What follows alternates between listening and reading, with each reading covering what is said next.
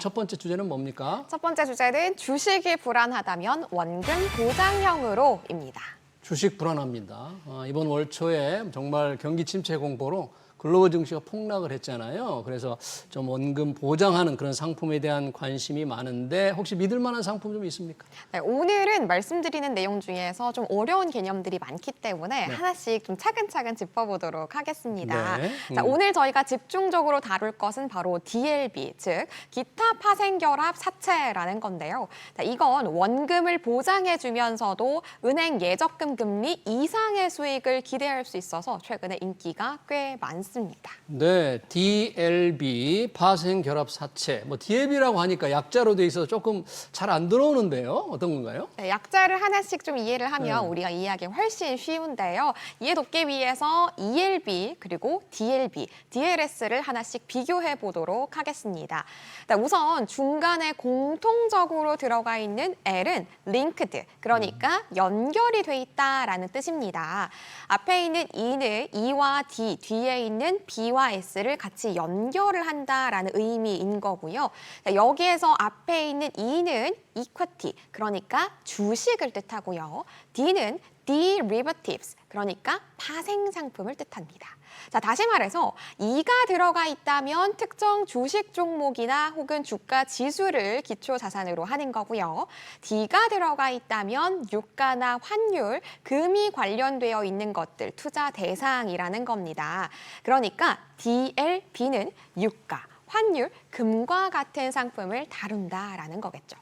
마지막에 있는 B는 본드로 채권이고요. S는 securities, 증권입니다.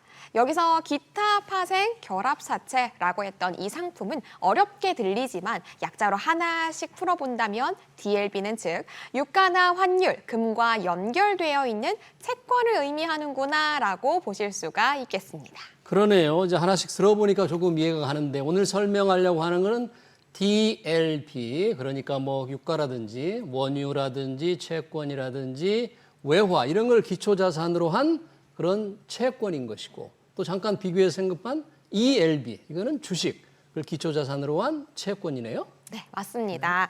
네, 특히나 DLB는 DLS, 그러니까 파생 결합 증권의 원금 보장형이라고 보시면 되는 건데요.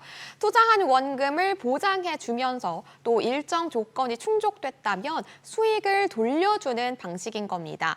조건을 달성하지 못하더라도 원금을 돌려주기 때문에 상대적으로 안정적인 상품이라고 분류됩니다. 그러네요. 우리가 오늘 알고 싶어하는 DLB가 원금이 보장되니까 안정적이다. 그러면 수익률은 조금 높지 않을 수도 있겠어요? 네, 그래서 DLS랑 한번 비교를 해본다면 우리가 상대적으로 고수익을 낼 수 있는 이 지정 구간이 제한적이기 때문에 한 번에 높은 수익을 내는 것은 좀 어려울 수 있습니다. 상품별로 만기는 3개월짜리도 있지만 대다수 1년 이상의 중기 이상 상품들이 많아서 단기 투자 상품보다는 중장기 전략을 세우는 투자자들에게 적합하다라고 볼 수 있고요.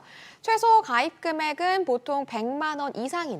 고액 자산가를 대상으로 한 상품의 경우에는 1,000만 원 이상으로 제한하기도 합니다. 일정 금액을 모집해서 운용을 하는 방식이라서 이 상품별로 다르기는 합니다만 판매 기간은 일주일 이내로 굉장히 짧은 편입니다. 그러네요. DLB가 1년 이상 중기 상품으로 적합하고요. 또 조금 안정적이지만 그래도 수익을 조금 더 얻고 싶다. 그런 사람들은 어떻게 해야 될까요? 네, 우리가 높은 수익률을 얻고 싶을 때 가장 중요한 것은 바로 주가나 원화 가치, 환율 변화 등 기초자산의 가치 변화를 예측하는 거라고 할 수 있겠습니다.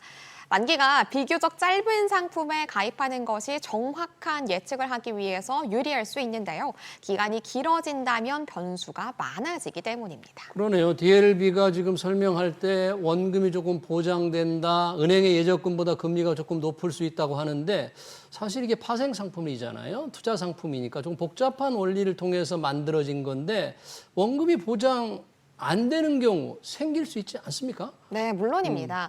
게다가 ELB, DLB는 예금자 보호 대상도 아닌데다가 우리가 증권사 등 발행사가 흔들리게 된다면 원금을 보장받지 못할 가능성도 분명히 있습니다.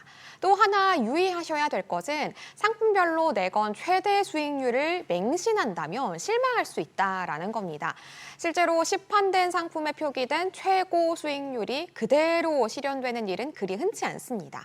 예측이 맞지 않아서 예금 금리보다 못한 1%의 수익만 얻는 일도 다반사인 만큼 투자 포트폴리오의 일부에서만 분산 투자를 하는 것이 바람직하겠습니다. 네, 증권회사에서 아무리 홍보를 하더라도 원금 보장이 되는 게 아니다. 혹시 그 증권회사가 망할 수도 있으니까 저런 것도 염두에 두셔야 되는데 신한투자증권에서 DLB 상품을 올해 마지막 모집한다면서요? 맞습니다. 사옥 이사 기념으로 특판 DLB를 내놓은 건데요. 올해 마지막인 3차 모집을 다가오는 2일부터 6일까지 100억 원 규모로 진행합니다. 이번 특판 DLB는 국고채 3개월 금리를 기초자산으로 하는 최대 세전 연 5.51%를 지급하는 3개월 만기의 원금 지급형 상품입니다. 이 중개형 개인종합자산관리 계좌인 ISA로만 청약이 가능하고요. 최소 가입 금액은 100만 원부터 시작하고 100만 원 단위로 청약이 가능합니다. 또 발행 한도 초과 시에는 안분 배정을 하고요. 투자자의 요청에 의한 중도 상환 시에는 원금 손실 발생할 수 있다는 점, 그리고 예금자 보호법에 따라서 보호되지 않는다는 점 꼭 유의를 하셔야겠습니다. 네, 그렇군요. DLB 투자하려면 IS 계좌를 또 열어야 되겠네요. 그런 거 관련 따져가면서 결정을 해야 될 것 같습니다. 잘 들었고요. 두 번째 주제는 뭔가요? 두 번째 주제는 추석 물가 잡아라. 성수품 최대 60% 할인입니다. 추석 이제 2주밖에 남지 않았는데 정부에서도 여러 가지 그 추석 민생 안정대책 내놓았죠. 어떤 내용들입니까? 네, 역대 최대 규모인 700억 원을 투입을 합니다. 이 가격이 높은 성수품의 할인 판매를 지원하는 건데요. 온 오프라인 업체별로 한 주당 할인 한도를 종전 10,000원에서 20,000원으로 확대하고요. 주요 성수품은 최대 60% 할인 판매를 진행합니다. 배추, 무, 시금치, 사과, 배 등 농산품의 경우에는 정부 지원 할인 20%에 각 마트의 자체 할인분을 더하게 된다면 할인폭은 최대 40%에서 50%에 이르게 되고요.